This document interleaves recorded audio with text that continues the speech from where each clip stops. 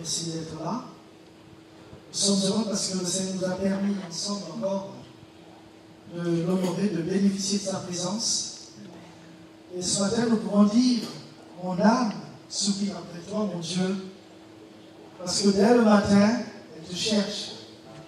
Ce matin, nous voulons aussi saluer tous les amis qui nous regardent sur la chaîne YouTube de l'Église. Que la paix du Seigneur vous accompagne encore cette semaine. Je vais vous inviter à commencer ce moment de louange par ce chant. Je loue ton nom éternel. Oui, il est venu du ciel, il nous a apporté le salut. À lui seul soit la gloire. Voilà, sentez-vous, si vous vous levez.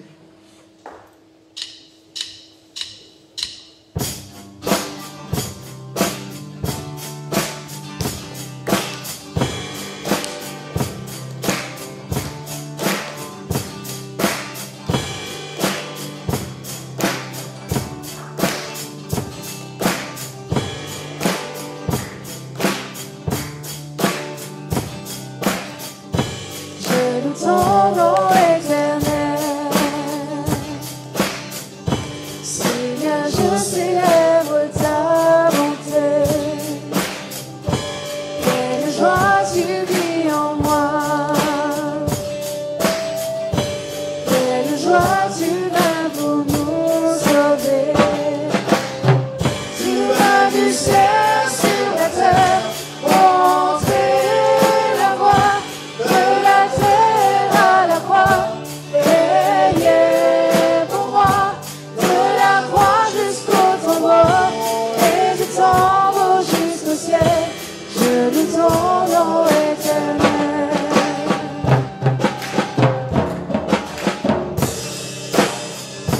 Je loue ton nom éternel.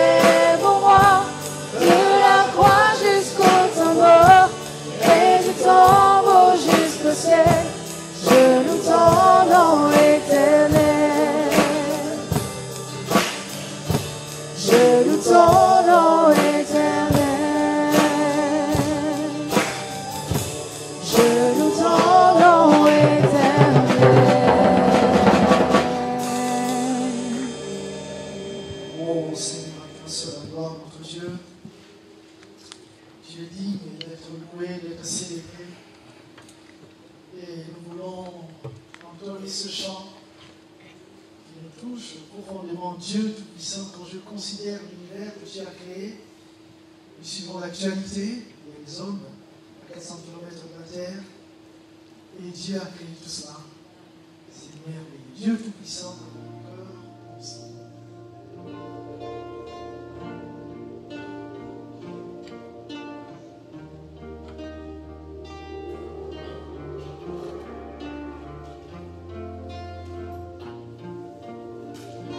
Dieu Tout-Puissant, quand mon cœur considère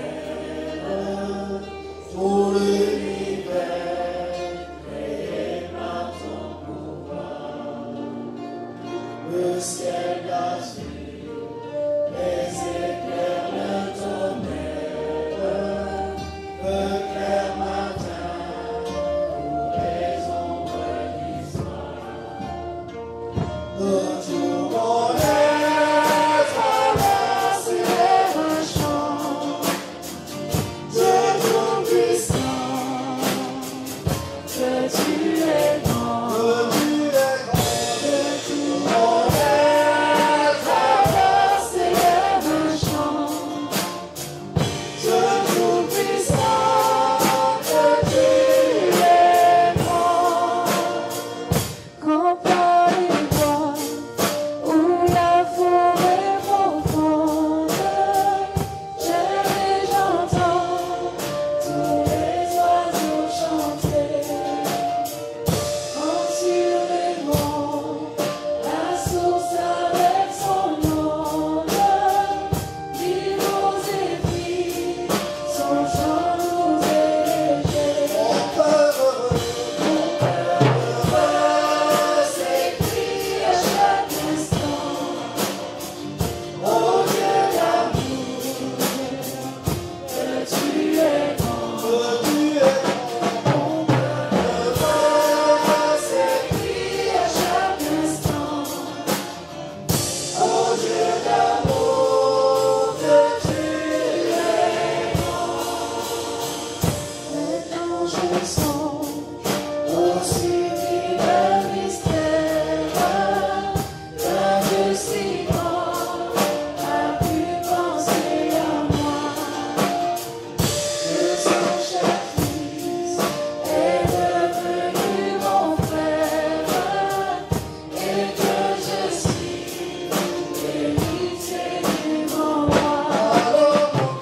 Alors mon cœur me dit la nuit le jour que tu es grand, ô Dieu d'amour. Alors mon cœur me dit la nuit le jour que tu es grand, ô Dieu d'amour.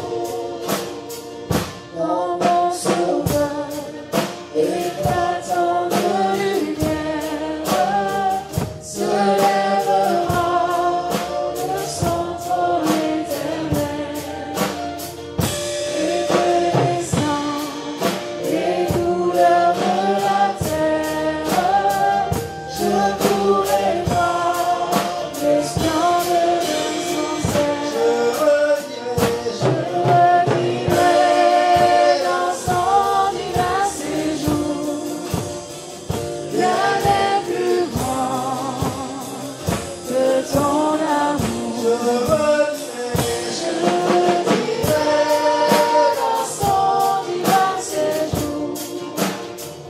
Rien n'est plus grand que ton amour. Rien n'est plus grand que ton amour. Rien de plus grand que l'amour de Dieu. Rien de plus grand que l'amour de Dieu. Les hommes peuvent nous aimer, nos parents peuvent nous aimer, nos amis peuvent nous aimer, mais l'amour de Dieu est grand, incomparable, infini, sans condition. Gloire à son nom. C'est ce matin, c'est vrai que nous avons tellement de raisons de te louer, de te bénir, de te remercier, de t'honorer, de te célébrer. Oui, Seigneur, bénis. Mon âme te bénit.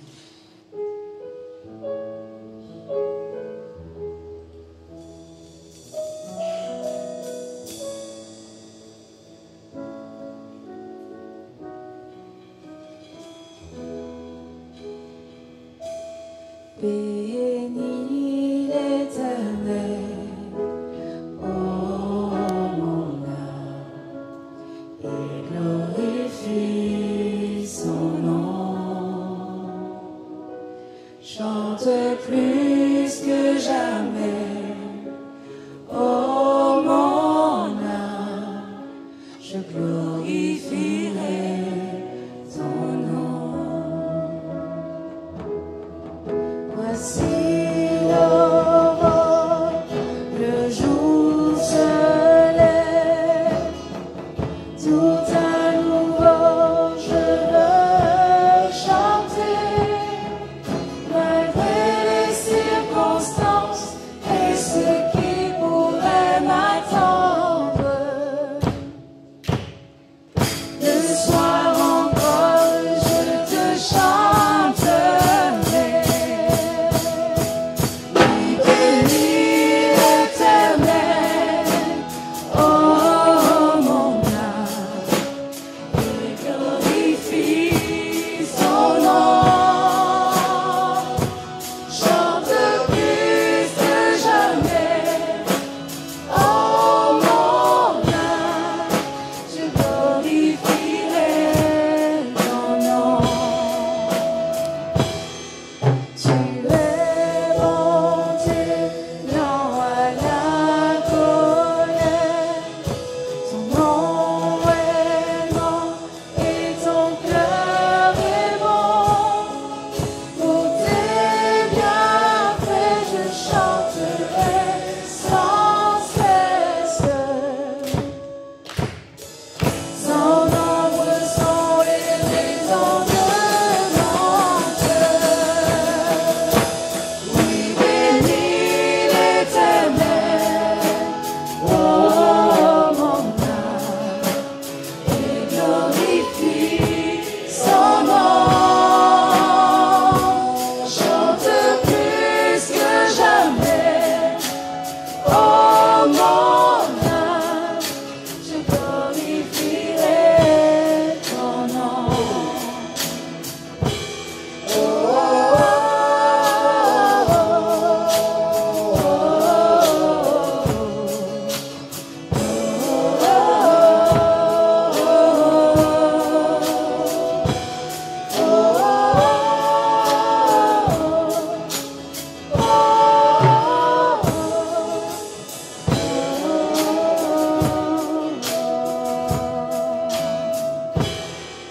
En ce jour où faibliront mes forces, cette heure approche où viendra la fin. Alors mon âme chantera encore. Dieu remplit éternellement. Bénis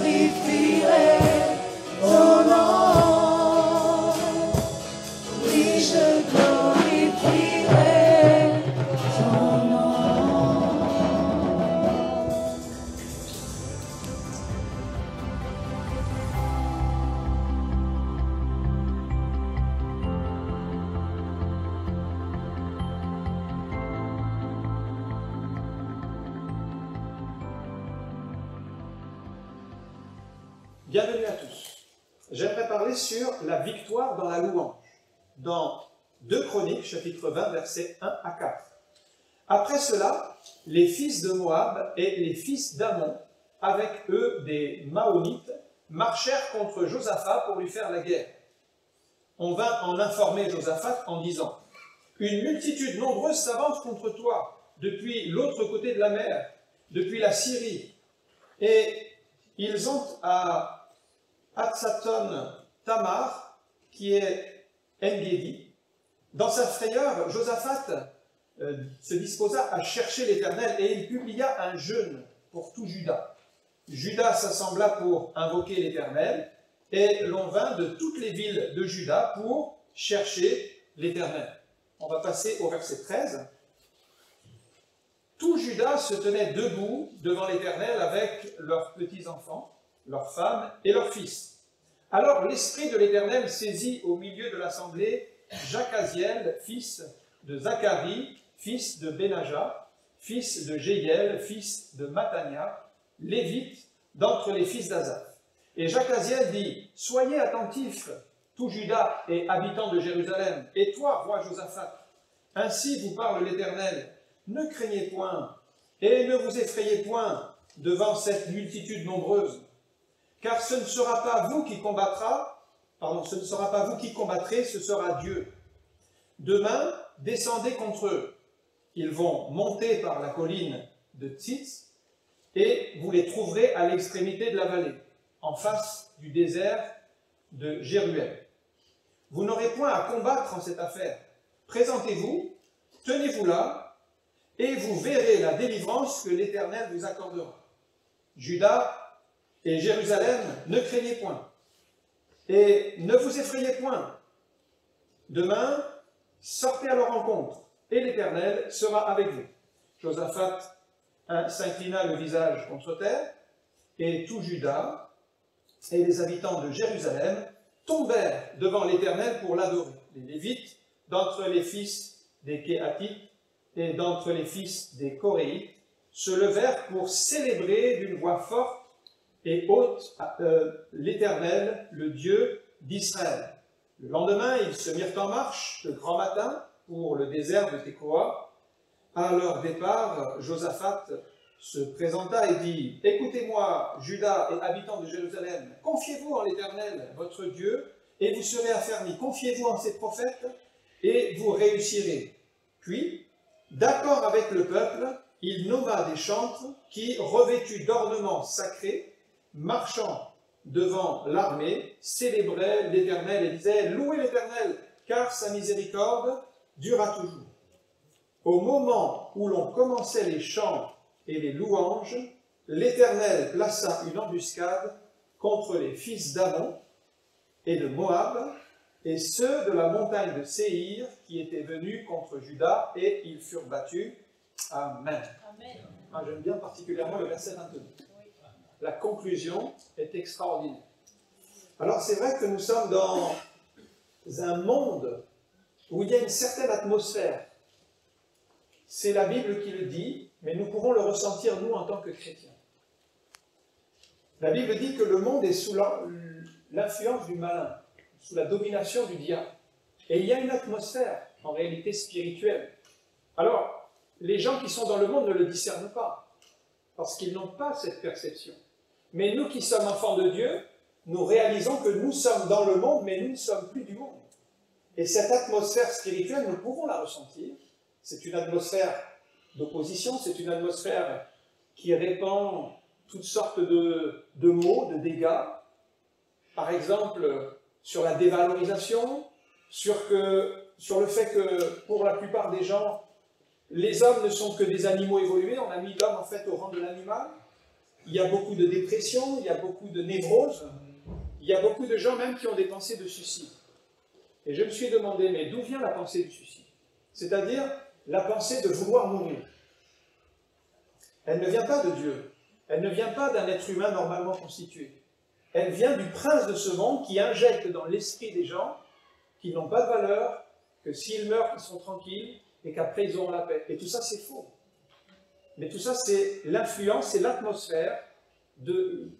généré par, la Bible appelle le prince de la puissance de l'air. L'air, c'est l'atmosphère que nous respirons qui est autour de nous.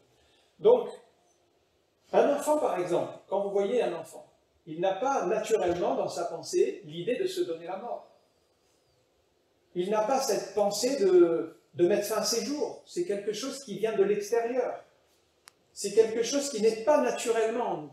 Naturellement en nous, c'est le souhait de vivre et de faire des projets et de chercher à avancer dans la vie.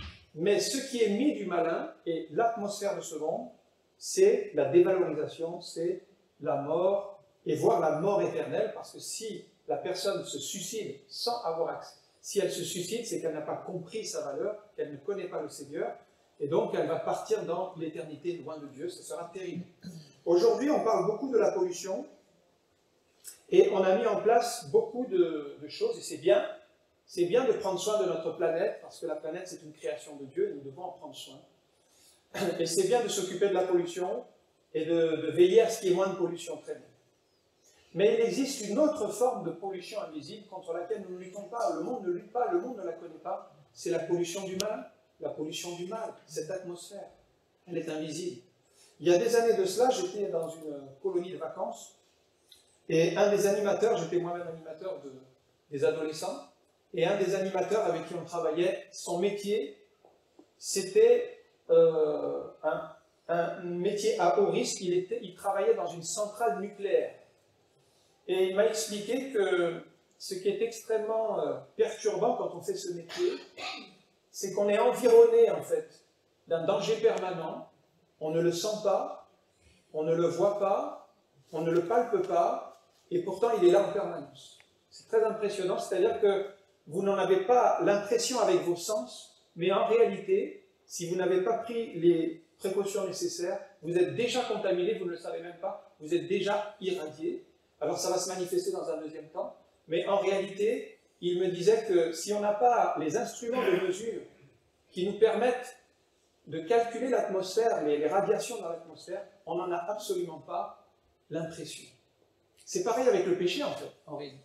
Le péché nous environne, c'est comme des radiations, les gens ne le perçoivent pas, c'est inodore, c'est invisible, c'est partout, et en même temps ça fait des dégâts, c'est en train de détruire nos vies, c'est en train de nous éloigner de Dieu, et on ne s'en rend même pas compte. C'est ça qui est terrible avec le péché, c'est un petit peu comme des radiations, mais par contre, au jour du jugement dernier, quand la personne part dans l'éternité, elle se rend compte qu'elle n'avait pas donné son cœur au Seigneur, et que maintenant c'est trop tard, et qu'elle est perdue pour l'éternité. J'aime bien ce texte parce qu'il met en lumière la grande bénédiction qu'est la louange. Quand nous louons le Seigneur, en fait, l'atmosphère change. J'ai dit que l'atmosphère de ce monde est contaminée. Mais lorsque nous louons le Seigneur de tout notre cœur, l'atmosphère est purifiée. L'atmosphère est transformée par la puissance de Dieu. C'est ça que nous devons réaliser par la foi. Elle apporte la sainteté. La louange apporte l'onction. Regardez quand Jésus rentre dans la synagogue. Quand Jésus rentre dans la synagogue, il y a des mauvais esprits qui se manifestent. Nous savons qui tu es, disent-ils, le Saint de Dieu. Pourquoi est-ce que les esprits se manifestent quand Jésus est présent? Parce que Jésus a changé l'atmosphère. Il arrive dans la synagogue, l'atmosphère est en train de changer. Il y a l'onction du Saint-Esprit. Et il y a quelque chose que ne supportent pas les mauvais esprits, parce qu'ils sont dans l'atmosphère du malin, c'est l'onction, c'est la présence de Jésus. Et Jésus vient avec la sainteté, il vient avec l'onction, il vient avec la présence de Dieu, et aussitôt vous remarquez que les démons se manifestent et ils disent non, on ne peut pas rester ici, on ne peut pas tenir. Pourquoi? Parce que l'atmosphère est en train de changer. Frères et sœurs, nous devons réaliser que quand nous louons le Seigneur, l'atmosphère est en train de changer autour de nous. C'est une bénédiction. Ne prenez pas la louange comme un passe-temps avant la prédication. La louange, c'est quelque chose déjà qui nous introduit dans la présence de Dieu. Déjà, l'atmosphère change. Le premier point que je vois dans ce texte, c'est au verset 1. Ça commence par les problèmes. Après cela, les fils de Moab et les fils d'Ammon, c'est-à-dire les descendants de Lot, qui pourtant étaient le neveu d'Abraham, donc c'était des cousins éloignés d'Israël, mais ils étaient devenus des ennemis. Avec eux, des Maonites, c'est-à-dire des descendants d'Édom. Ésaü, qui était le frère de Jacob, c'était aussi un cousin. Vous voyez, entre cousins, ils s'étaient associés, cousins éloignés, contre Israël. Ils marchèrent contre Josaphat. Alors Josaphat, lui, c'est le roi de Juda. C'est le roi qui est à la tête du peuple pour lui faire la guerre. Et ce chapitre 20, il commence avec des problèmes. Et on rencontre tous des problèmes. Il n'y a personne sur terre qui n'a pas aucun problème. Il y a toujours des moments où ça va mal. Certains pensent que quand on est chrétien, on ne doit plus avoir de problème. Ou alors, j'ai entendu ça, c'est quand on est chrétien, on ne tombe plus jamais malade. C'est un enseignement qui a cours aujourd'hui. Et si vous êtes chrétien et malade, ce n'est pas normal. Et ça, c'est un faux enseignement qui existe. Et il faut le comprendre. Qu'un chrétien, il a des problèmes et il peut tomber malade. Mais le chrétien, il a recours à la prière parce qu'il met sa confiance dans le Dieu qui guérit. Et il y a beaucoup de chrétiens qui sont tombés malades, y compris dans la parole de Dieu, y compris dans notre génération, et qui ont vu la main de Dieu se manifester dans leur vie. Alors, il y a des matins où vous vous levez, tout va mal. Tout va mal. Les choses ne se tournent pas comme vous aviez pensé, comme vous aviez prévu. Et les personnes qui me disent, mais Seigneur, mais pasteur, moi je ne peux pas louer le Seigneur parce que ça va trop mal dans ma vie. Voilà un mensonge du diable. Le diable qui est en train de vous faire croire que parce que ça va mal, vous ne pouvez pas louer le Seigneur. Ou alors on me dit des fois, mais moi, si je loue le Seigneur dans ma situation, alors je serai un hypocrite, parce que ça va tellement mal. Et c'est pas vrai. Vous pouvez tout à fait louer Dieu, bénir le Seigneur, même si tout va mal autour de vous. C'est une décision. C'est une volonté. Je remarque dans ce texte que des personnes se sont associées contre Israël. Et il y a des personnes qui vont s'associer contre vous. Vous ne les connaissez même pas. Vous ne savez pas d'où elles sortent. Ce sont des cousins éloignés. Ils vont s'associer pour vous détruire, pour vous faire du mal, pour vous nuire d'une manière ou d'une autre. Comme ici, les Moabites, les Ammonites, les Maonites se sont retrouvés ensemble. J'ai remarqué que les mauvais esprits se rassemblent pour faire le mal. Il y a des gens qui vont se coaliser dans un mauvais état d'esprit contre vous. C'est comme ça. Parce que on dit ceux qui ressemblent s'assemblent. Les mauvais états d'esprit se complètent et font des projets contre vous. Regardez Marc chapitre 10, verset 29. Je méditais ce passage et en y réfléchissant, il y a un petit mot. Il y a un seul mot dans ce passage qui dérange. Regardez Marc 10, 29. Jésus répondit, je vous le dis en vérité, il n'est personne qui, ayant quitté à cause de moi et à cause de la bonne nouvelle, sa maison ou ses frères ou ses sœurs, ou sa mère ou son père ou ses enfants ou ses terres, ne reçoive au centuple. Est-ce que vous êtes d'accord pour ça? Amen. Généralement, tout le monde est d'accord pour recevoir. Vous donnez 1 euro, vous recevez 100 euros. Qui n'est pas d'accord? Tout le monde est d'accord, c'est normal. Donc, vous recevez au centuple, présentement, dans ce siècle-ci, vous allez recevoir des maisons, des frères, des sœurs, des mères, des enfants et des terres. Et là, tout le monde dit « Amen ». Et puis, il y a un petit mot qui vient. Avec des bénédictions. Avec des persécutions. Et le mot persécution, il tranche avec tout le reste, vous ne trouvez pas? Parce qu'on est tous d'accord pour recevoir au centuple, pour recevoir l'abondance, pour recevoir la bénédiction. Mais avec la bénédiction vient la persécution. Et nous ne voulons pas de la persécution. Josaphat, c'est le roi de Juda, il veut servir le Seigneur, il veut faire la volonté de Dieu, il vit dans la bénédiction, mais avec la bénédiction vient la persécution. Avec des persécutions, dans ce siècle, dans le siècle à venir, la vie éternelle, ça c'est la promesse de l'éternité dans la présence de Dieu. Regardez dans le livre des Actes comment Ponce Pilate et Hérode, c'était le roi Hérode qui s'occupait principalement des Juifs, Pilate qui était romain, ils étaient ennemis en réalité. Ils se sont ligués, la Bible dit, ils se sont associés pour la destruction des chrétiens. Donc pour faire du mal, il y a des gens en fait qui sont à la base mauvais, qui vont trouver d'autres mauvais et en faire une équipe de mauvais pour s'associer contre des bonnes personnes qui veulent faire la volonté de Dieu. Alors fuyez les personnes mal intentionnées qui ont des mauvais propos, qui ont une mauvaise mentalité, qui ont que des méchantes choses à dire, parce que soit vous les fuyez, soit vous allez vous associer à leurs mauvais propos et vous allez faire partie des mauvais, de ceux qui vont finalement faire échouer les plans de Dieu, vouloir du moins faire échouer les plans de Dieu, parce qu'on voit que ça n'aboutit pas malgré tout, mais en tout cas, vouloir faire le mal, malgré vous, peut-être être entraîné, associé à des mauvaises personnes. Je pense à David. David qui est le champion pour la louange. Mais il a été le champion pour les problèmes. La plupart d'entre nous, on n'a jamais eu autant de problèmes que David a eu. Dans toute sa vie, il a eu énormément de problèmes. Les premiers problèmes, c'est dans sa propre famille. Je ne sais pas si c'est le cas de quelqu'un ce matin, mais son propre beau-père voulait le tuer, a voulu le tuer à plusieurs reprises quand même. Et son beau-père, c'était le roi, c'est-à-dire la personne la plus puissante du pays. C'est comme si on avait le président et toutes les polices de France sur le dos. Il faut fuir. Et David n'a pas eu d'autre choix que de fuir à l'étranger, dans un pays ennemi, là où on n'aimait pas les Hébreux. Il a été fuir chez Akish. Et là, il s'est caché chez ce roi ennemi. Et puis, au psaume 34, versets 1 à 2, il explique que ce Akish ou Abimélec, c'est un autre nom d'Akish, lorsqu'il contrefit l'insensé en présence d'Abimélec et qu'il s'en alla chasser par lui. Les premières paroles de David, alors qu'il est en grande difficulté, alors qu'il va de caverne en caverne, alors que Saül le poursuit avec son armée et qu'il est minoritaire.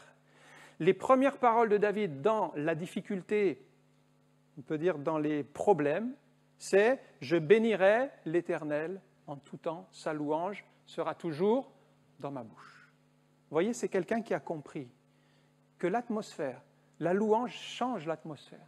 Il ne pouvait pas changer les circonstances difficiles par lesquelles il traversait, mais en tout cas, son esprit était environné de louange. Ses pensées s'élevaient vers Dieu et il était capable d'entretenir une relation avec Dieu alors que beaucoup auraient abandonné, auraient abdiqué, renoncé. La louange, en fait, ce n'est pas une émotion. Ce que je voudrais dire, la louange, c'est une décision que nous devons prendre.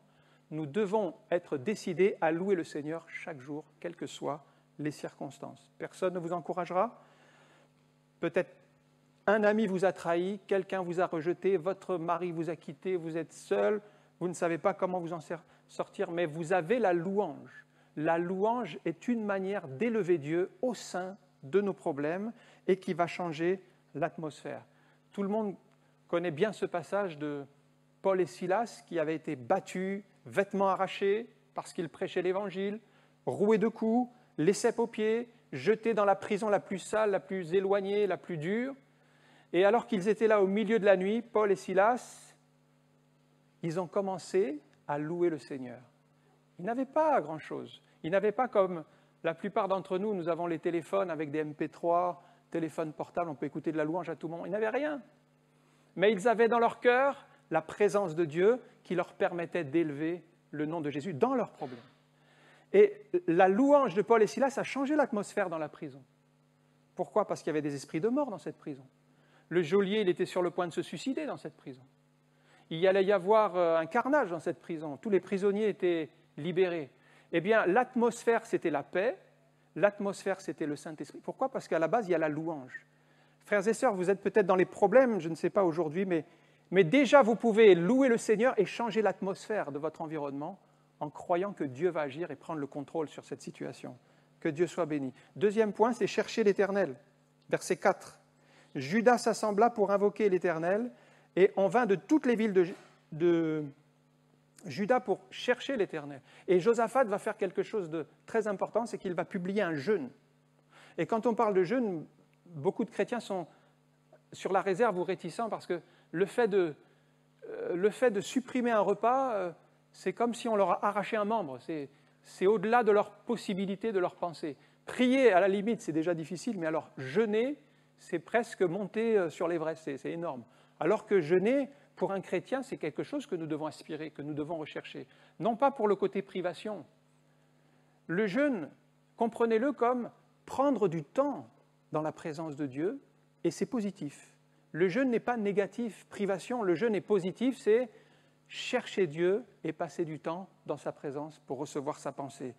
Alors, la chair réagit. Mais voyez, quand on est acculé ici, ils sont environnés d'un ennemi plus nombreux, plus puissant, et quand on est acculé, on a recours au jeûne et la prière. C'est bien en tant que chrétien d'avoir une pratique du jeûne personnelle. Ce n'est pas la peine de le claironner, de le dire à gauche, à droite ou publiquement, mais d'avoir une piété personnelle, y compris le jeûne et la prière, parce que Jésus l'a dit, que quand il serait parti, mes disciples, ils jeûneront. C'est quelque chose qui va avec la prière et que nous devons pratiquer. Mais remarquez que la chair va faire opposition. Dès que vous allez vouloir jeûner, fixez un jour, vous dites, tiens, je vais prendre ce temps du repas, je vais me mettre à prier, eh bien, la chair ne va pas aimer ça. Et c'est pourquoi la Bible dit dans Galates 5, verset 24, « Ceux qui sont à Jésus-Christ ont crucifié la chair. » Frères et sœurs, si on n'est pas passé par l'étape de la crucifixion de la chair, vous n'arriverez pas à mettre en pratique beaucoup de versets de la parole de Dieu, parce que la chair est un ennemi tellement puissant. Jésus dit, l'esprit est bien disposé, mais la chair est faible. Et la chair vous attirera toujours à ne pas prier, à ne pas jeûner, à ne pas louer, à ne pas venir écouter la parole de Dieu, à ne pas chercher la communion avec les autres, mais à vous tenir éloignés des chrétiens. Donc, c'est dans le jeûne, en fait, que la solution va jaillir, alors qu'ils sont là, assemblés devant le Seigneur et qu'ils ont mis ce temps à part et qu'ils disent on va jeûner, on va s'abstenir de manger, mais on va chercher Dieu. Alors, les prières qu'ils font monter, c'est au verset 9, « Nous crions à toi du sein de notre détresse et tu exauceras et tu sauveras. » La prière de Josaphat n'est pas fataliste. Il ne dit pas, bon, c'est vrai, ils sont plus nombreux, ils sont plus puissants, on n'a aucune chance, on ne s'en sortira pas. Il n'est pas fataliste. Si vous regardez avec des yeux humains, vous direz, on ne s'en sortira jamais. Mais il est réaliste dans la foi. Et il se dit que si Dieu agit en sa faveur, les choses vont changer. Verset 12, « Nous sommes sans force, une multitude nombreuse est autour de nous, nous ne savons que faire. » C'est souvent notre cas. On ne sait pas comment on va s'en sortir. Mais il dit, « Nos yeux sont sur toi. » C'est ça la différence. Oui, nous sommes sans force. Oui, nous sommes peu nombreux. Oui, nous sommes entourés d'ennemis forts et puissants. Mais nos yeux sont sur le Seigneur à qui revient toute la gloire. Alors ça, c'est notre part. C'est notre effort ce matin. C'est de détourner nos yeux des problèmes et de les fixer sur Dieu qui est la solution à toutes nos difficultés. Et quand on tourne les regards vers lui, dit la parole, on est rayonnant de joie. Les choses sont en train de bouger, les choses sont en train de changer. Déjà, la solution se met en place. Le visage ne se couvre pas de honte. Lorsque Jésus lui-même est arrivé pour constater le décès de Lazare, c'était trop tard. Il arrivait, Lazare était mort depuis 4 jours. À point de vue humain, il n'y avait plus rien à faire. C'est pour ça que les sœurs de Lazare ont dit, si tu avais été ici plus tôt, il ne serait pas mort. Mais Jésus voit la chose différemment. Il ne regarde pas vers le tombeau où il y a le mort. La Bible dit qu'il lève les yeux vers Dieu. Et nous savons que Dieu pourvoit, que Dieu fait des miracles, que Dieu change les situations. Et dans sa prière vers Dieu, il fait monter cette supplication, cette demande pour la résurrection de Lazare. Et c'est comme ça que le miracle prend place. Donc, détachons nos yeux du tombeau, levons nos yeux vers le ciel d'où vient la provision. On arrive à la parole prophétique, c'est le 3e point, au verset 16 et 17. La parole prophétique, ça nous montre que Dieu a déjà la solution à nos problèmes avant que nos problèmes surviennent. Dans ce temps de jeûne, en fait, un des Lévites, il n'est pas précisé s'il était prophète, mais en tout cas, il est saisi par l'Esprit. C'était donc un Lévite, un des serviteurs dans le temple. Saisi par l'Esprit, il dit, demain, alors c'est au verset 16, descendez contre eux, ils vont monter par la colline de Tzitz, et vous trouverez à l'extrémité de la vallée, en face du désert de Jéruel. Vous n'aurez point à combattre dans cette affaire. Présentez-vous là, tenez-vous là, et vous verrez la délivrance que l'Éternel vous accordera. Juda et Jérusalem, ne craignez point et ne vous effrayez point. Demain, sortez à leur rencontre, et l'Éternel sera avec vous. Parce qu'il y a l'onction dans ce temps de jeûne et prière, le Saint-Esprit se met à parler et donne les directives. Ce qui est intéressant dans la prophétie de Jacques Aziel, c'est qu'il donne les directives, il dit « Allez au combat, présentez-vous devant eux ». Donc ils savent exactement ce qu'il y a à faire, mais il ne dit pas les détails de comment l'affaire va tourner, parce qu'il ne précise pas s'ils devront avoir telle ou telle arme, passer par telle ou telle, utiliser telle stratégie. Donc c'est simplement un pas de foi à faire, un pas d'obéissance, d'aller se présenter devant l'armée ennemie, mais Dieu ne donne pas tous les détails de la manière dont la solution va arriver. Il y a une part de foi dans l'obéissance, il faut simplement faire ce que Dieu dit, et on verra bien comment les choses vont tourner. Alors nous, on aimerait toujours en savoir un peu plus, savoir comment Dieu va faire, comment il va agir par rapport à ses ennemis, comment les choses vont tourner en fait. On aimerait bien voir le film un petit peu à l'avance pour obéir. Mais en réalité, la vie chrétienne, c'est commencer à obéir sans voir encore et savoir exactement comment les choses vont tourner. Vous voyez, Abraham ne serait jamais parti de chez lui s'il savait tout. La Bible dit qu'il est parti sans savoir où il allait. C'est que Dieu l'a conduit, étape après étape, jusqu'à Canaan. Mais il a fallu qu'il commence à quitter Ur. Il est passé par Charan, et puis ensuite ça a été Canaan. Donc il y a eu plusieurs étapes, et il fallait commencer à obéir sans tout savoir. Le quatrième point, c'est la stratégie du roi. Dans la stratégie du roi, à partir du verset 18, eh bien, c'est toute une mise en place de l'obéissance de la parole de Dieu. La première chose que le roi fait, c'est au verset 20. Il dit « Écoutez-moi, habitants de Jérusalem, confiez-vous en l'Éternel, votre Dieu, et vous serez affermis. » Première chose qu'il met en avant, c'est « Faites confiance au Seigneur. » C'est lui qui nous dirigera. Donc, Josaphat s'appuie sur la parole de Dieu, sur la parole annoncée. Psaume 20, verset 8. « Ceux-ci s'appuient sur leurs chars, ceux-là sur leurs chevaux. Nous invoquons le nom de l'Éternel, notre Dieu. » C'est vrai pour nous aujourd'hui. Il y en a qui vont s'appuyer sur leur force, sur leur puissance financière, sur leur santé, sur leurs biens matériels, tout ce que vous voulez. Ils s'appuient sur des choses tangibles. Nous nous appuyons sur la parole de Dieu, sur les promesses de Dieu. La plupart des chrétiens ont besoin de voir, de toucher, pour commencer à avancer et croire et obéir. Mais on voit qu'on n'avance pas comme ça avec le Seigneur. Il faut être comme Josaphat et de dire « Confions-nous en l'Éternel » et il agira. Deuxième chose qu'il met en place dans sa stratégie, c'est de faire confiance aux paroles prophétiques. 2 Chroniques 20, 20. « Confiez-vous dans ces prophètes et vous réussirez. » On a parlé de Jacques Aziel, qui était lévite et qui avait donné une parole prophétique. La parole prophétique est donnée, nous pouvons être utilisés par le Saint-Esprit pour donner des paroles prophétiques. Nous devons déjà aspirer au baptême du Saint-Esprit. Une fois que nous sommes remplis du Saint-Esprit, Dieu peut nous donner des paroles prophétiques, des paroles inspirées, des paroles qui vont déclencher des solutions à des problèmes insolubles. Paul le dit, il dit, c'est très important de parler en langue. Il dit, je fais plus que vous tous.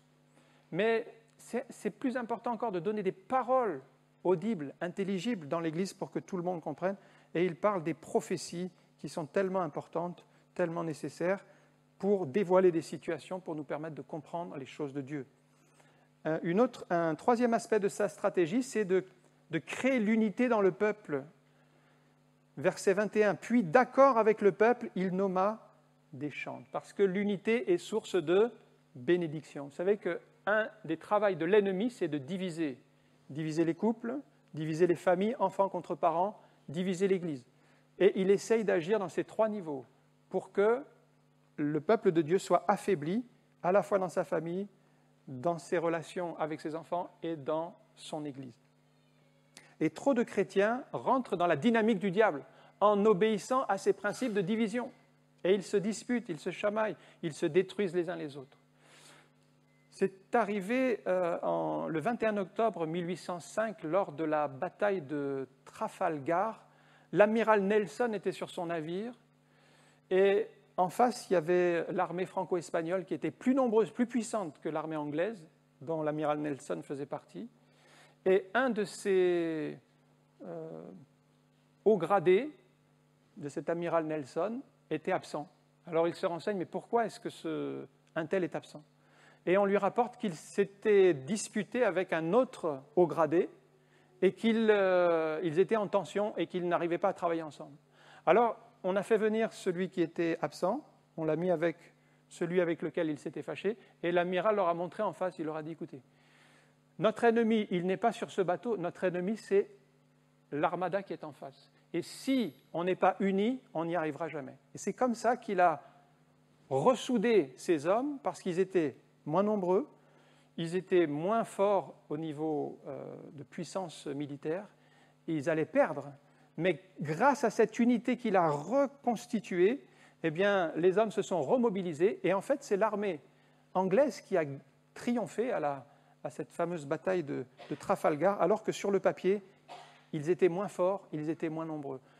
L'unité, c'est tellement important. L'unité, le monde nous donne des exemples sur l'unité, mais nous, chrétiens, nous devons saisir que sans cette unité bénie, eh bien, nous sommes perdus, nous sommes divisés, nous nous détruisons les uns les autres.